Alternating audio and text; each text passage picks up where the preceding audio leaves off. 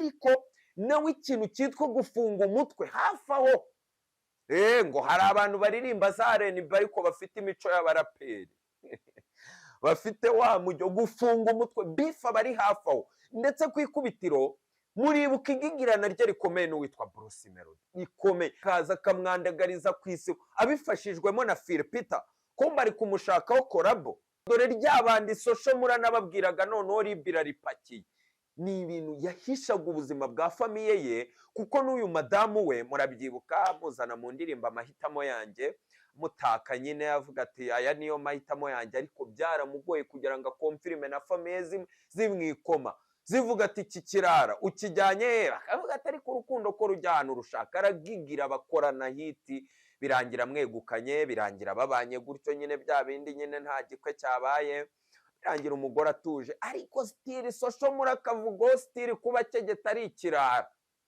umugore akihangana ejo bundi nibwo byakomeye turi kugenda tumubura cyane atari kugaragara ku mihanda abantu baba bazanye umuriro ati Soshomura madamu we yamaze kumenengana ndetse wari yibereye muri kope iyo kope rero kuva ku ntangiriro ivugwaho amagambo mabi yego n'ameza ariko byaje kurangira nabi ari nayo izingiyeho umwandiko wanjye w'uyu munsi Ubudage ni igihugu gifite inkambi ikomeye kurusha izindi aho rero niho namenye amakuru ko Soshomura yamaze kujya mu Budage kugira ngo ajye mu nkambi after 1 year cyangwa 8 months ahite none abona ibyangombwa Soshomura ageze mu nkambi bwa burara bwe kwihangana biramunanira nkurira mu kindurira aho ari reka nze mbigereho icyo gihe uwitwa Soshomura yatangiwe raporo mbi mu Budage aho mu nkambi biza kuba ngombwa ko bamusohora mu nkambi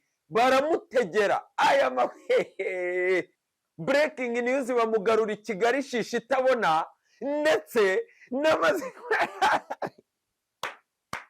nk'umukadara amaze kumenya urugo yihishemo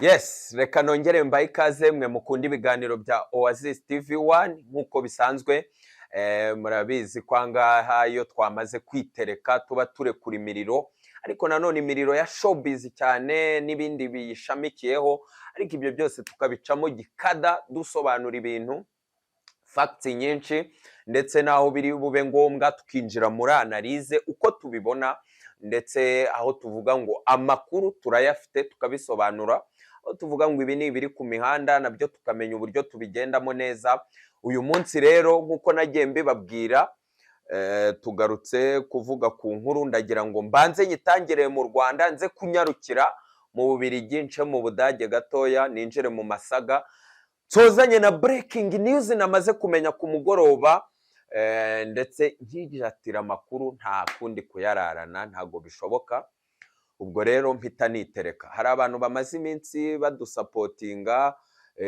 by the way banifuza gukorana natwe amakampani atandukanye amashopa atandukanye abo bose rero turabashimiye turacyari kugenda tubatekerezaho ariko kandi n'abandi bifuza kutuganiriza kuducalenjinga kutubresinga n'ubundi baraduhamagara cyane cyane aba diaspora bamaze igihe rwose bakoresha nimero yanjye nimero y'umukada bampereza imiriro hirya no hino bambwira ati dore ukuntu bihagaze nawe itereke nimero yanjye nk'umukada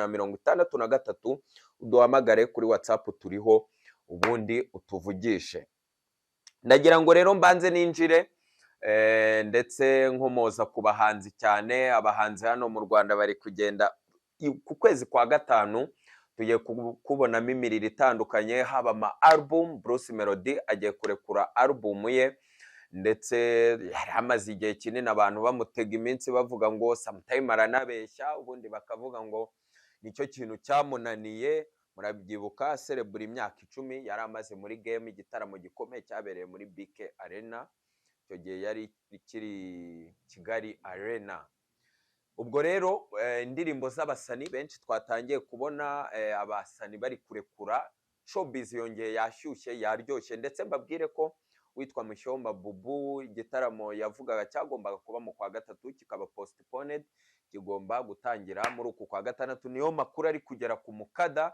ndetse kikazongera kikanaba mu mpera z'umwaka. Ayo makuru rero tugomba kuza tukayatoza neza tukayabagezaho, kuko n'ubundi murabona ko iyi sama niho haniganzamo ama award cyane ya showbiz igiye kuryoha. Mbibutse ko gahunda ikomeye cyane iri ku itariki 15 z'ukwezi kwa karindwi, ariko tubanzirijwe abadiaspora, abanyarwanda muri rusange, ku itariki 14 bakonfirima icyerekezo cyiza, bakonfirima umukandida, ndetse bifuza ko ukomeza kugenda adufasha muri ibi bihe byiza byinshi twamaze kubibona, haba twinjira muri vision 2020, haba na nyuma yaho 2050 turi kugenda igihugu cy'uburyohe. Nyuma y'ibyo byishimo, nyuma y'ayo matora, nyuma y'iyo celebration dutaha stade Amahoro, ngomba kuba niteretse igikombe cy'isi cy'abavetera. Thierry yari yamanutse ndi kujya nanjye mu bwato umukada hano i Nyarugenge yamaze kwitereka. Bimeze bite? Nsobanura igifaransa cye. Azaba hahiye na mucambuzi wanjye antunga kamera. Ngomba kugeza mu kwa 9 nanjye niteretse. Zidanaza aba bakafu bamaze guhitwa. Abakinnyi ndabyibuka kapiteni w'Ubufaransa azaba ari Barthez, Fabien Barthez. Badesha nyine barashaje, keretse baje nko gusapotinga gusa.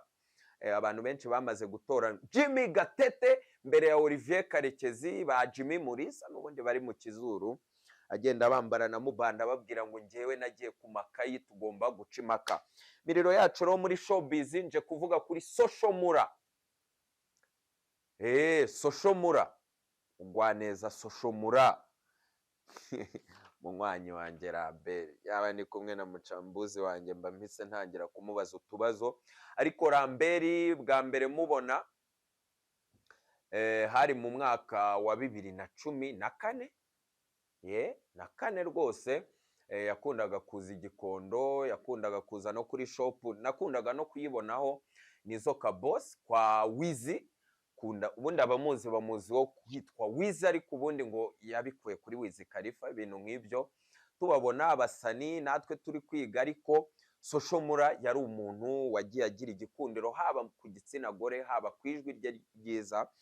Ariko Social Mura agenda yiyandayanda azenguruka amarebo atanu. Umva Social Mura ko yazengurutse amarebo ngo za super baba we, rebo za Social Mura sinzigarukeho, kugeza ubwo indirimbo iri kuri channel ye Social Mura ubwayo na za Superstar ubwabyo zejo bundi zari zitaratangira kujya kuri channel ye, yari ataratangira kumenya ya marebo ya kera ngo bagenzi Bernard ngo yowe ninzi indirimbo zose za Davis D ngo amenye ubwenge ejo bundi. Abo bari kiriki ntibari baracakaje ba Meddy, byose tugenda tubisobanura. Ariko Social Mura yaje gukorera ibara rikomeye, ndetse abantu baramukonfirima mu gihugu ubwo yazaga gukora album launch nziza muri Camp Kigali, aririmba ngo C'est toi ma vie. Abantu barayikunda. Ndabyibuka na State Minister Edouard Bamporiki nawe yari ahari cyane, aza no gufata speech nziza, aramubresinga, amwemerera inka, ndetse aramubwira ngo ngomba kuguziturira inka nziza kandi nkaziguhera mu maso y'ababyeyi. Murabyibuka nyuma yaho baje no kujya hakurya iriya za Muhazi, dore ko ari hatuye, hari hakomoka Social Mura. Ariko ibyo bintu byo yarabihuriyeho na Iva Bravare kura Lavrab, nabwo yarabresinzwe. Bona ko hari iyo muvoma yo kugira ngo ubuyobozi bwegereze urubyiruko, abajene, umuziki muri rusange, dore ko ubu ngubu umuziki wanabonye ministeri ubarizwamo. Ni ibintu byiza, ni intambwe of course na showbiz tuba tugenda tuzamukiramo. Ariko Social Mura yagiye ahura n'ibibazo na menace zikomeye na bamwe mu banyamakuru na bamwe mu influencer, ndetse bagenda bamwataka ku buryo byagiye bimusubiza inyuma mu mikorere ye kandi rero yari afite n'uburyo arebwa cyane, dore ko yari yarahiriwe n'ibintu by'amakorabo. Ibyo bintu ni umwe mu muco mwiza Bruce Melody yigiye kuri social mura kera bataranadisingana. Bruce Melody yigeze no kubivugaho, murabizi yakoranye korabo na Charly na Nina, yakoranye na Queen Cha, yagiye akorana n'abastari batandukanye. Muribuka korabo Stamina na DJ Mira nyakwigendera, agenda azamuka. N'aba ba Nizoka Boss ejo bundi ntibakoranye indirimbo nziza Fine, Nizoka Boss featuring Peace Jolis. Ubona ko social mura yagiye ahirwa cyane n'amakorabo. Ariko kandi agatwiko ka mbere katumye Rocky adohoka, indirimbo yitwa Bambe featuring Papa Cyangwe, babeshya nyine za planke, indirimbo ikuzuza miliyoni mu mezi 2 harahiye.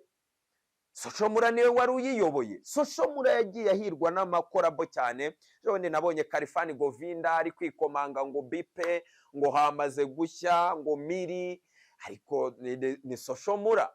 Phil Peter comeback nyuma y'igihe yari amaze ubona ko akwamye. Jensire yakoranye na ba Aime Brewston, yari yaramaze gutera uw'inyuma DJ Renzo wamuzanye muri game, ariko ejo bundi bakoranya Amata, ubona ko ari kugenda mugarura neza, ndetse y'indirimbo yuzuza miliyoni mu gihe gito. Social mura yagiye ahirwa cyane n'amakorabo. Aba Mr Kagame bose yagiye abafasha, ariko nawe ikintu cyitwa gufunga umutwe hafi aho. Ngo hari abantu baririmba za R&B ariko bafite imico y'abaraperi bafite wa mujyo gufunga umutwe. Bifa bari hafi aho, ndetse ku ikubitiro muribuka igigirana rye rikomeye n'uwitwa Bruce Melody, ikomeye ahantu bakanamuseka. Yego afite agafani base keza, kuko icyo gihe ibyo byabaye na Buravan akiriho, kandi Buravan yari yarabakomaguye. Ibyo bihe mu byibuke neza. Buravan agiye muri Prix de Couvert arayitwaye. Ejo bundi social mura yenze kuba uwa nyuma muri Prix de Couvert yararukuruye social mura, ntibyavugwa cyane nyine. Ubu hari abantu bagiye kubyumva bwa mbere, ariko se ubu abanyamakuru bari kubivuga cyane nyine yenze kuba uwa nyuma murumva bishoboka? Social mura yagigiranye n'umuntu wita Bruce Melody, akaza akamwandagariza ku isi abifashijwemo na Phil Peter. Kumba ari kumushakaho korabo, aramwandagaza. Abantu bakavuga turi kwishyira ku rwego rwa Bruce Melody, guta abantu bakamuseka, ibintu birakomera. Ariko ibyo bihe byaje gukurikirwa n'umuntu bita Kasuku ku bibazo bari bafitanye kuva na kera, kuko aba n'abana b'igikondo. Social mura yarahabaye cyane, nabibabwiye za 2014 njye natangiye kumubona kwa Wizi, nkurikirana amakuru nkegeta gake gake. Social mura atangira kugenda, murumva Kasuku yiberaga mu Gashyekero, nawe aramumenasa amukoraho ama episode agera ku rwego kwa Rwango. Kasuku ubu naba mvumbuyera mvuze ko urwango rwe narwo ruba ruvuza ubuhuha.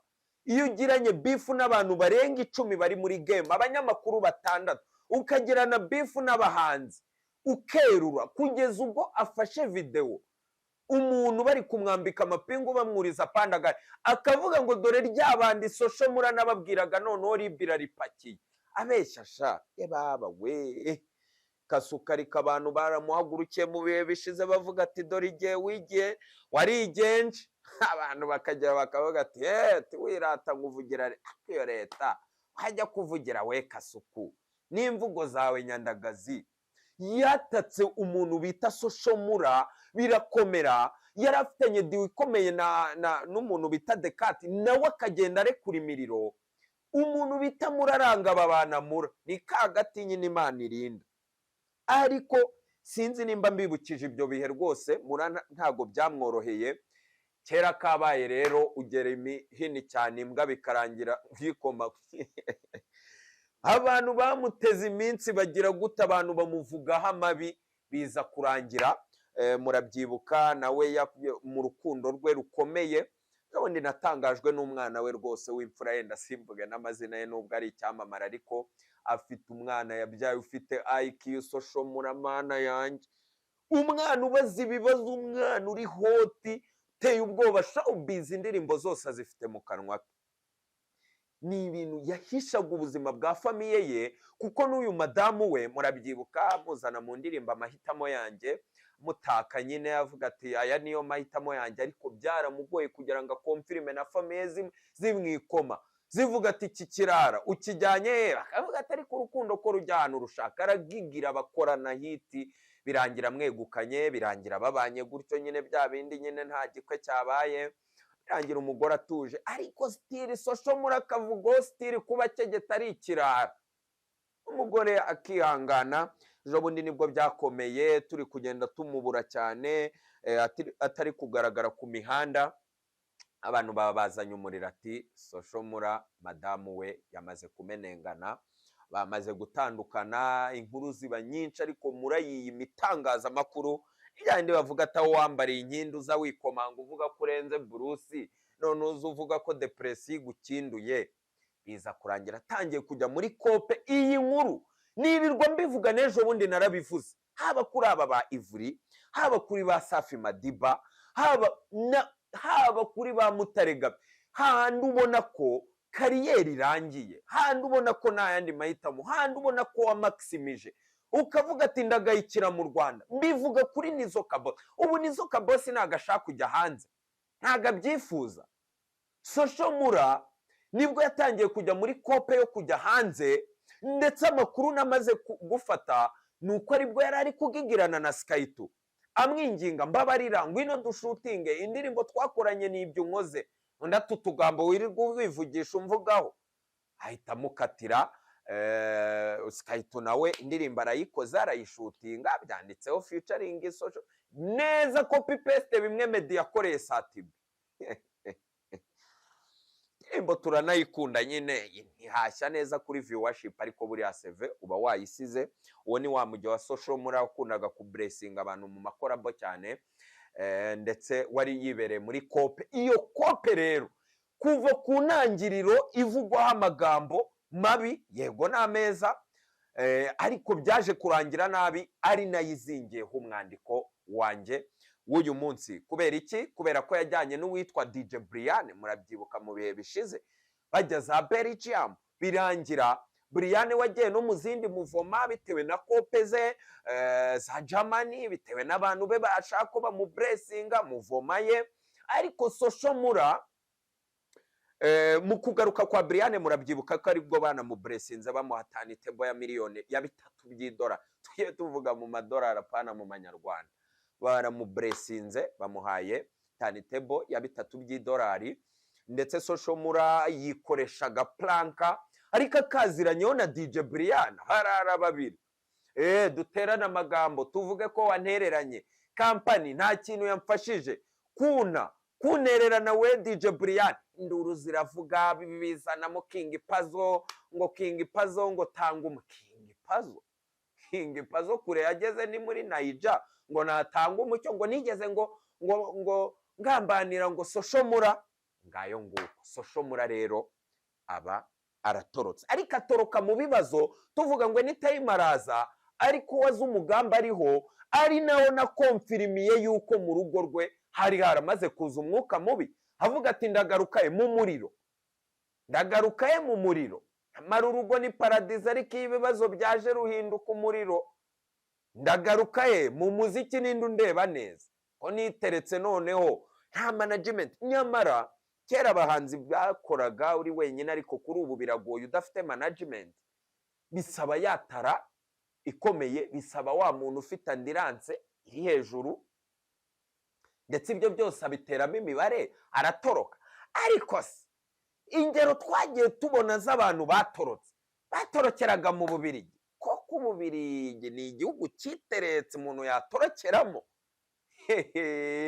Icyo kibazo nyibaza intasi yanjye Skyto twakoranaga aha kuri Oasis, abankurikiranaga barabizi, koko yatorotse. Ubwo twari tumaze kumenya imiriro yo mu rugo rwe n'iki kumenesha, kandi ari hantu umubyeyi ahita akubwira ati nakubwiye ngo iki kirara.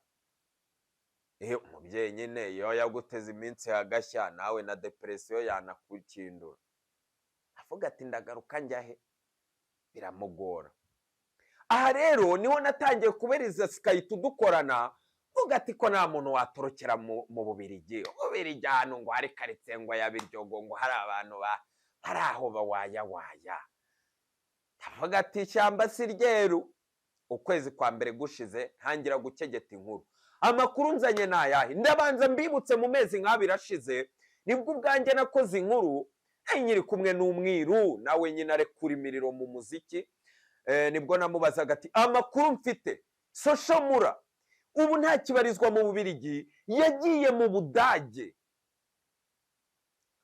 Kubera iki mu Budage? Mwibuke ko hagati y'Ubudage n'Ubuholande niho hari icyambu gikuru mu Burayi. Iyo nkuru narayibabwiye. Mwibuke ko mu Budage ari igihugu cya mbere gituwe n'abantu benshi mu Burayi. Mwibuke muvuma ihari, ubwo bucuruzi ndetse breaking news mu Burayi. Ibihugu byose muzi mu Burayi, mu Budage niho hantu hari inkambi ikomeye iruta izindi zose ziri ku mugabane w'Iburayi zakira abirabura, aba immigrant benshi, itanga agaciro, ifite standard yo hejuru ndetse niyihatse izindi zose nyine.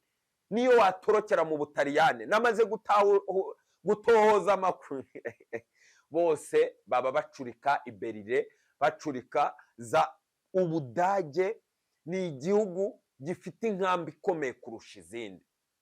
Aho rero niho namenye amakuru ko Soshomura yamaze kujya mu Budage kugira ngo ajye mu nkambi after 1 year cyangwa 8 months ahite none abona ibyangombwa. Hari n'igihe nyine iyo uri kapo igikundiro umugisha wawe ngo n'amezi 3 uhita ubikegeta. Ni ibyangombwa byo kugira ngo ugire access usohoke hanze ukora ibiraka, kuko muri iyo nkambi amakuru bamaze kumereza hari ubufaranga babaha, barabagaburira, babaha facility, ama TV, byo kwambara, imiryango ibasura, ama interviews atandukanye bitewe n'ibyo mwifuza. Hari n'ababa bifuza imiryango bajyamo, ariko haba hakenewe rya pinda ryo kugira ngo none usohoke wikorera ibiraka direct hanze wa accessinga amagari ya moshi ibiki.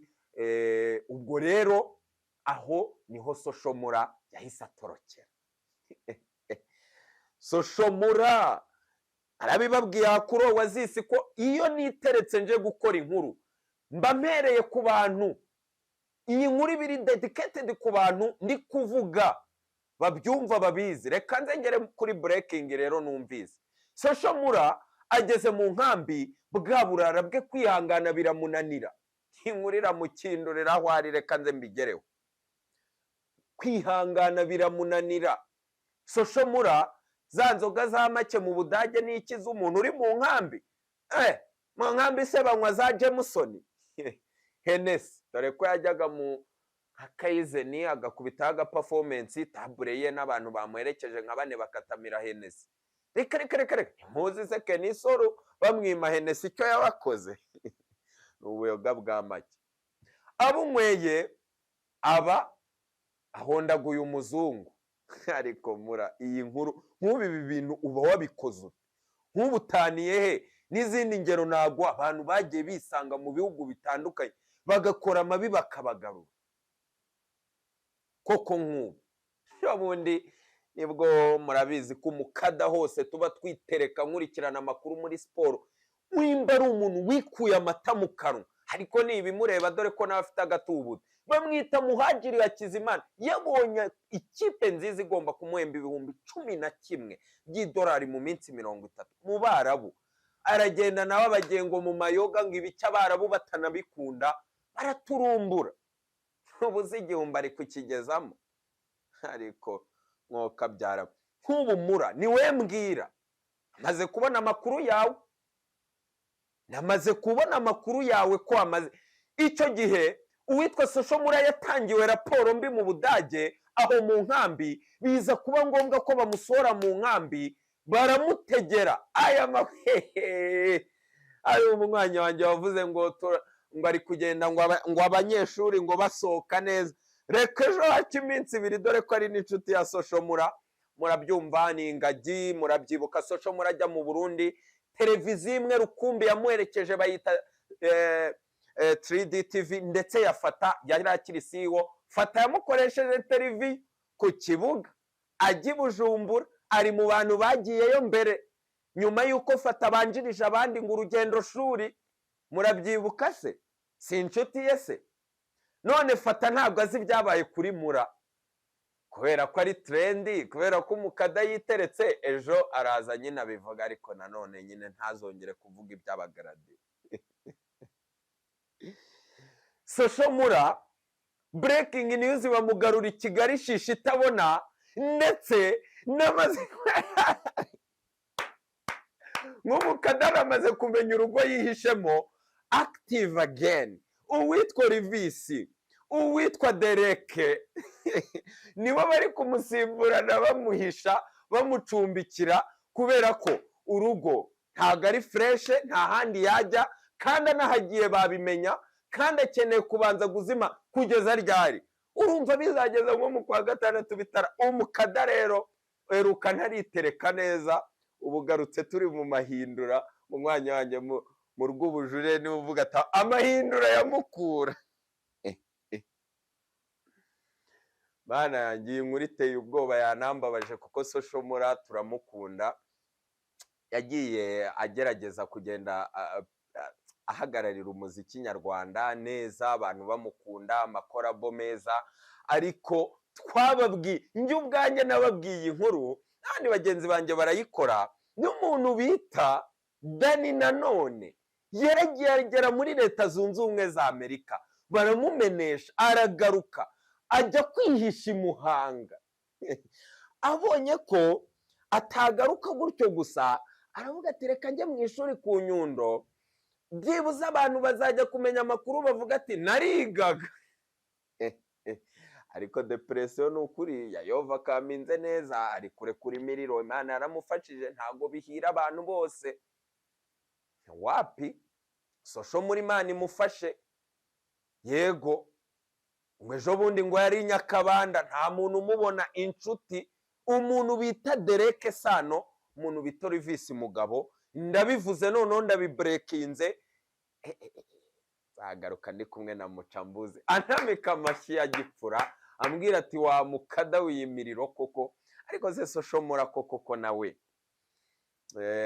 ari ibya buri wese, ko buri wese byamubaho nyine no kugira ngo urugo ntirugende neza, ariko se ko abantu bamukunda, nagarutse neza ko yabona n'urundi rugo, ntabwo urugo rumwe ari kamara. Ariko amwe mu makuru mfite, ndetse njye nanihuriye live n'umwana we wanantangaje, ariko amwe mu makuru mfite nuko urukundo akunda umwana we rwinshi ari rwo runamugora kuba yumva ko yahara burundu, yarekura. Ariko mutuye indirimbo yitwa Kundunduro se, Mura nkuture Kundunduro, nkuture Superstar. Reka iyibutsa amagambo waririmbye muri Superstar, uri Superstar w'u Rwanda, wageza uritereka uhangana na Bruce Melody, ni byiza, wagira ngo nyine ubere ku rwego uriho. Nawe ibyo wamukoze icyo gihe tunabibona benshi yuko kana mutari ku rwego rwa Melody, nawe nibyo ari gukora. Medina de Ben abitendekaho nyine abereka ko ari ku rwego rwabo. Ngayo nguko rero imiriro nk'iyi byo nitereka mumenya ko ari ugutoza, ari facts, ndetse ari ama breaking news. Tugomba kugira umwihariko, umwimerere no kwitandukanya na babana nyine baza, dukeneye ko banariza bakotinga inkuru zo kuri Oasis TV1. Turabishoboye, twarabiberetse, mukomeze mudushyigikire. Umukada wanyu, mukada w'Abanyarwanda, umukada Devu, Imana ibarinda aho muri hirya no hino. Hasta la vista.